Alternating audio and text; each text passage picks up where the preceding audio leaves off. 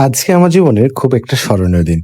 স্মরণীয় দিন বলবো না, অনেক কষ্টের দিন বলবো ঠিক বুঝতে পারছি না। আপনারা অনেকে জানেন আবার অনেকে জানে না। যারা জানে না তাদেরকে বলে দিই, আমি কিন্তু পেট লাভার। আমার বাসায় বেশ কয়েকটা বিড়াল আছে। তার মধ্যে মজ্জা হলো আমার অনেক পছন্দের এবং আদরের একটা বিড়াল। তো এই হলো ছেলে বিড়াল। আর ছেলে বিড়াল যারা পালে তারাই জানে ছেলে বিড়াল পালা কতটা কষ্টের।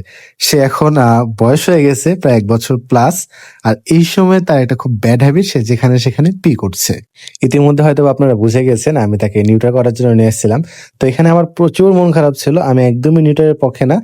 বাট অবস্থা এতটাই খারাপ, সে যেখানে সেখানে পি-পটি করছে আর আটকিয়ে রাখতে পারছিলাম না। তো দ্য মোমেন্ট যখন অঙ্গীকারনামায় আমাকে সই করতে হচ্ছে যে আমার বিড়াল কিছু হলে সম্পূর্ণ দায়ভার মালিকের, ডাক্তারের কোনো দায়ভার থাকবে না।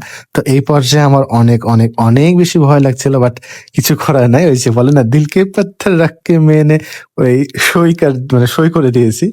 এমন একটা মোমেন্ট। তো তারপর লাস্টে সই করলাম। তো এখন ডাক্তার আসবে এবং আসার পরে তারা সার্জারি করবে। তো আমি সার্জারি করার জন্য কোথায় গিয়েছিলাম একটু বলে দিই। Vet and pet care and cure এখানে।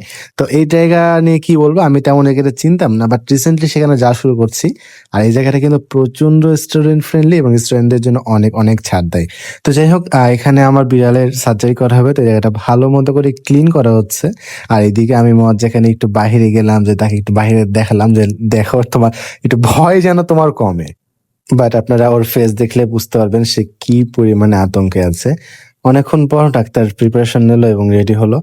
আলহামদুলিল্লাহ এটা সম্পূর্ণ সার্জারি হয়েছে আমার বিড়ালে এবং বর্তমানে সে অনেক, অনেক, অনেক সুস্থ। আলহামদুলিল্লাহ সবকিছুই ঠিকঠাক আছে।